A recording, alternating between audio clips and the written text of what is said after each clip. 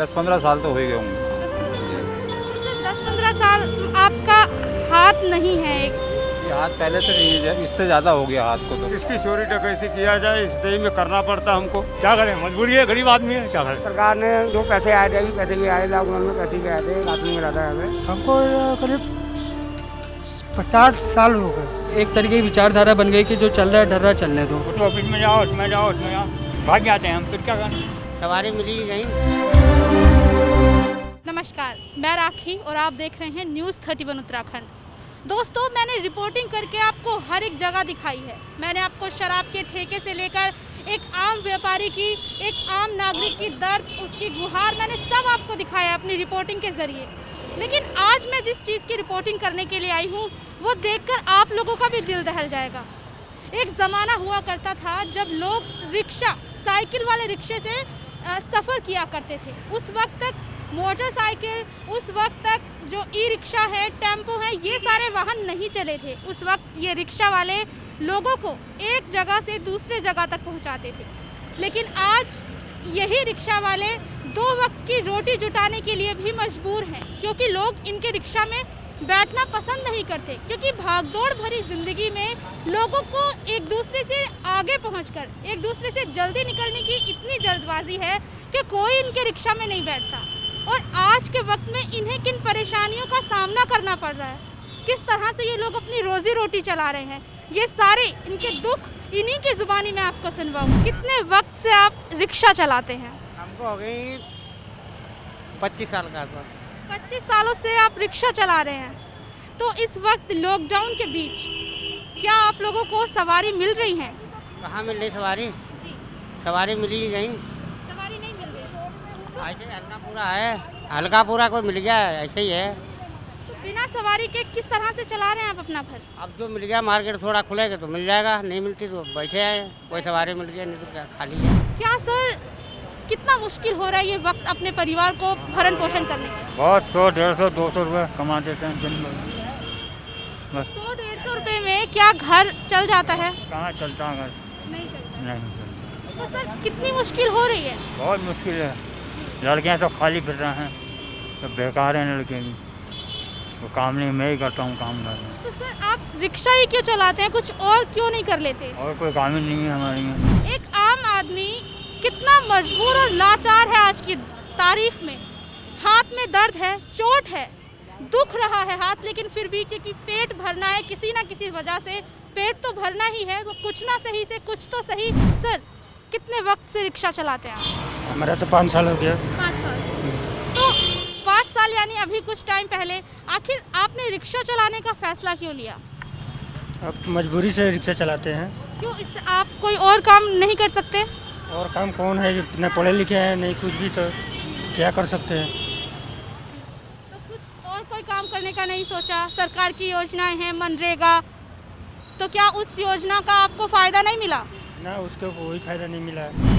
कितने वक्त से रिक्शा चला रहे हैं आप? बहुत टाइम हुई मैडम, बहुत हो गई, 20-25 साल हो गए। 20-25 साल। जी हाँ। मतलब आपने अपनी पूरी जिंदगी रिक्शा में हो गई। रिक्शा में गुजार दी। जी हाँ, क्या करें, मजबूरी है, गरीब आदमी है, क्या करें, छोड़ो, बाल बच्चे वाले इंसान है। अब रिक्शा में इतनी कमाई होती है, 250-300 कमाते हैं, वो जो बच्चों को खर्चा हो जाता है। अब दूसरा काम कैसे करें, पैसा वासा नहीं है पल्ले में, क्यों, ये कहानी हो गई बात। कभी सोचा नहीं कि रिक्शा छोड़ के कुछ और काम किया जाए? काम करें मैडम, काम बहुत काम के लिए साहब, मैडम चाहिए, पैसा चाहिए ना, इतना पैसा नहीं काम करने के लिए। ये तो कभी सरकार से कोशिश की कि किसी चीज़ की मदद मिल सके? नहीं, हमने कोई कोशिश नहीं करी, हमने कोई कोशिश नहीं करी सरकार से। क्यों आपने सरकार से कोई मदद लेने की कोशिश क्यों नहीं की? क्या करें हम अपना इसी में चलते रहे, क्या करें, कमाते रहे, खाते रहे, समझे।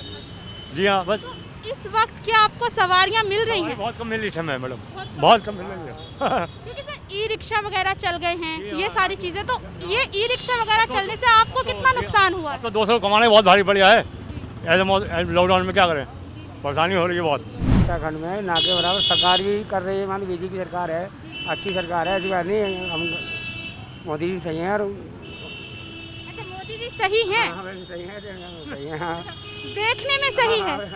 मतलब क्या कहना चाहते हैं आप कि मोदी जी देखने में सही है लेकिन काम काज से आप खुश नहीं है मोदी जी के? काम कर रहे हैं, इसमें आदमी काम कर रहे हैं, गरीबों दे रहे हैं उन्हें, कौन सा अलग। आपको किन किन योजनाओं का फायदा मिला है सरकार की? हमें सरकार ने जो पैसे आए थे, अभी पैसे भी आए, लॉकडाउन में पैसे भी आए थे, राशन मिला था हमें उत्तराखंड में, राशन भी आया था, पैसे भी आए खाते में, उन्होंने खाते खुलवाए, 0 नंबर के खाते खुलवाए थे, वहाँ पैसे भी आया था। पैसे आए थे? हाँ पैसे, गैस भी उन्होंने दे दिए। फिर आपको तो फिर सरकार से कोई शिकायत होगी नहीं सर? कोई शिकायत ना नहीं। ना आप संतुष्ट हैं सरकार के कामकाज से? हाँ, लेकिन जिन लोगों को, क्या आप भी खुश हैं सरकार के कामकाज? मेरा क्या क्या सही है, हमारी सही है, कोई ऐसी बात सही है, कोई कोई नहीं है। लेकिन जो इंसान परेशान है, बेरोजगार है, मैंने तो परेशान कोई बात नहीं, हमें सरकार सही है, सरकार में कोई कमी नहीं है। सरकार ऊपर के लोग हैं ना, ऊपर के लोग वो जाने, पार्षद हो गए, पार्षद में आते हैं, उनको जाने बाकी। मतलब सरकार सही है, आपको सरकार से दिक्कत नहीं है। तो आप जो ये रिक्शा चलाते हैं, क्या सरकार ने किसी बार किसी चीज़ को लेकर आपकी मदद की? क्या आपने सरकार से कोशिश की किसी और चीज़ के लिए मदद की? कोशिश कर रखी है, ऐसी बात नहीं है। उन्हें अभी ठेली वालों को पैसे भी दिए थे, उनने पीछे खाने में और राशन के लिए भी भेजा। आपको मिले क्या पैसे? हाँ मिले थे, हमें वहाँ घर में मिले थे, हाँ मिले थे, रिक्शा वालों को मिले थे पैसे। सर क्या बोले? कितना वक्त हो गया आपको रिक्शा चलाते चलाते? हमको करीब 50 साल हो गए। यानी आपने तो अपनी पूरी जिंदगी रिक्शे को दे दी। हाँ पूरी जिंदगी सन 72 से चला रहा हूँ मैं। सन 72 से? तो सर सन 72 से अब तक कितना बदलाव आया है रिक्शा चलाने में? अब कितना होगा कितना नहीं होगा ये तो मुझे मालूम नहीं, चलना ही है, अब कोई पता नहीं इसका आगे के लिए। ई रिक्शा चल रहे हैं, टेम्पो चल रहे हैं, तो क्या आपके रिक्शा में बैठना लोग पसंद करते हैं? बात देखी जाएगी, जितना जब तक दम है तब तक चलाएगा, चाहे कंठ में आए तो बेकार हो गया। मतलब जब तक जान है तब तक चलाएंगे। इतने तो कमजोर हैं आप सर, कैसे चला पाते हैं, कैसे कर पाते हैं ये काम? अब क्या कहें, आप आगे के लिए कुछ नहीं कर सकता हूँ। कुछ नहीं कर सकते, बस मजबूरी है, पेट भरना है, कुछ नहीं से कुछ तो करना है। 40 से 50 साल के अंतराल के ये लोग हैं, इतनी उम्र के लोग हैं और रिक्शा चलाने को मजबूर हैं सिर्फ पेट के खातिर। क्या करते हैं आप सर? मैं गवर्नमेंट जॉब में हूँ। अच्छा, गवर्नमेंट जॉब करते हैं जी? मैं LIC में जॉब करता हूँ। जी, LIC में जॉब। जी जी। क्या कहना चाहते हैं आप? मैं ये कहना चाहता हूँ कि रिक्शे जो हैं बैटरी वाले ज़्यादा, जैसे अब ये देखिए इतनी उम्र हो गई है इनकी, ये ड्राइव करते हैं इसको, ये अनसेफ भी हैं बहुत, और जो चलाते हैं इनको उतना मिलता भी नहीं है। बैटरी वाले में एक बार चार्ज करो और पूरा एक दिन चलता है, ये है। तो पर लेकिन सर हर इंसान बैटरी नहीं चला सकता, बैटरी वाला रिक्शा, क्योंकि उसके लिए भी पैसा लगता है। जो लोग रोज़ कमाते हैं, रोज़ खाते हैं, वो इतना पैसा कहाँ से इकट्ठा करेंगे? देखिए सेविंग बनाने से बनती है, सेविंग जितनी करेंगे इंसान उतनी सेविंग होगी। गवर्नमेंट बहुत सारे ऑफर्स देती है, बहुत सारे लोन्स देती है। अगर अवेयरनेस बढ़े, अगर गवर्नमेंट अवेयरनेस पे ध्यान दे, स्कीम्स तो बहुत सारी है, गवर्नमेंट ने स्कीम्स दे रखी है। बहुत सारी है सर, स्कीम बनाई जाती है, लेकिन उन स्कीम्स का एक आम आदमी को, एक आम नागरिक को ना तो पता चल पाता है और ना ही वो सुविधाओं का लाभ ले पाता है। तो क्या आपको नहीं लगता कि सरकार आम लोगों की सुविधा को ध्यान में रखते हुए कोई ऐसे कदम उठाए कि लोग जागरूक हो? जी जी, मेरे को ऐसा लगता है, ऐसा करना चाहिए गवर्नमेंट को। गवर्नमेंट कोशिश भी कर रही है, लेकिन यही है कि अगर जैसे ये हैं, अब ये खुद अखबार पढ़ें, जानकारी लें, लोगों से पता करें, गवर्नमेंट ऑफिसेज में जाएं। अब ये भी है, मतलब एक तरीके की विचारधारा बन गई कि जो चल रहा है डर रहा चलने दो। जैसा चल रहा, डेली के हम 10 रुपये, 20 रुपये, 50 रुपये बचा ले रहे हैं, खाना हो जा रहा है, बस चल रहा है। आगे बढ़ने की इंसान सोच नहीं रहा। अगर इंसान आगे बढ़ने की सोचे, पता करे अगल बगल, गवर्नमेंट ने स्कीम्स बहुत कर रखी है, लेकिन अवेयरनेस नहीं है। तो अवेयरनेस की ज़रूरत है।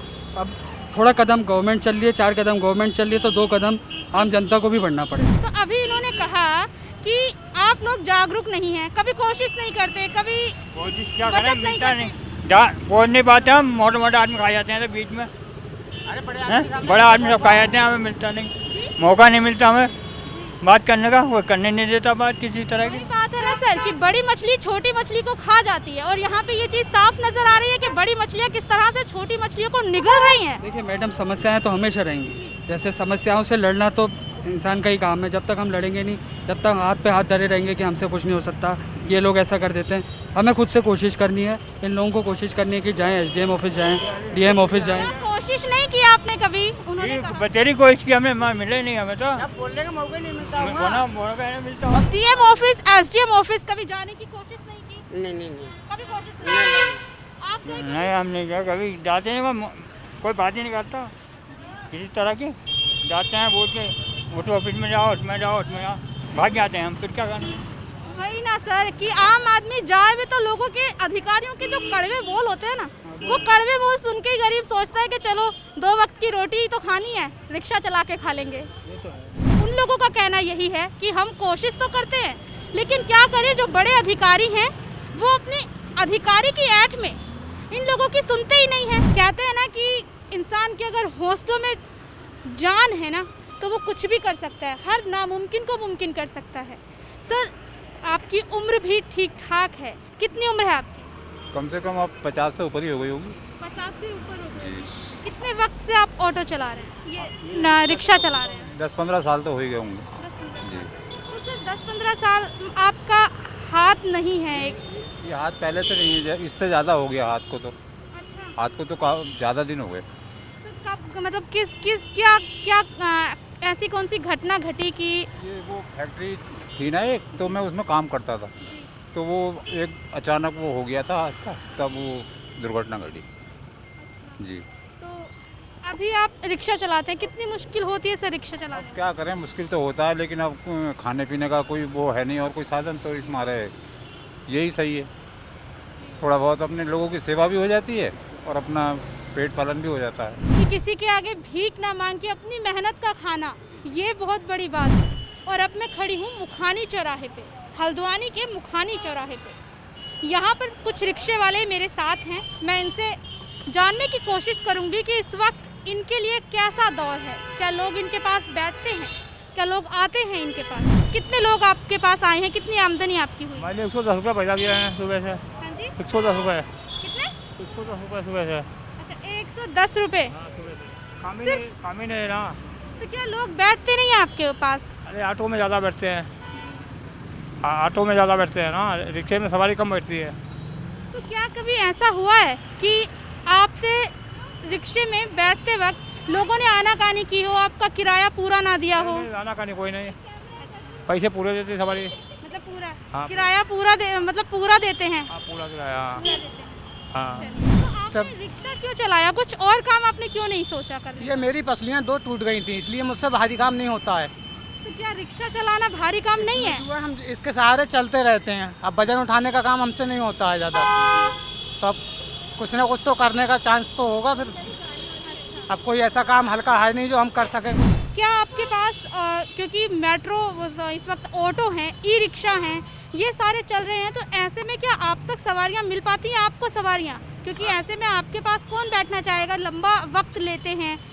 ऐसा है कि काला टोंगी जो चौराहा मेन चौराहा है, ये टुक टुक वाले और टेम्पो वाले रिक्शा वालों को जीने नहीं देते हैं। जो सवारियाँ तो हमको बहुत मिलती थी, वो अपने स्टैंड पर लगाते नहीं हैं और रिक्शा वालों से लड़ते हैं। रिक्शा वाले क्या रहते हैं, गरीब आदमी किसी से झगड़ा करना चाहते नहीं हैं, मूल कारण यही है। रिक्शा वालों का भी स्टैंड काला टोंगी चौराहे पे ही है, लेकिन ये टेम्पो और टुक टुक वाले और विधा करके उसी जगह जाते हैं जहाँ रिक्शे खड़े होते हैं, क्योंकि मौके पर टाइट पुलिस की व्यवस्था नहीं की है।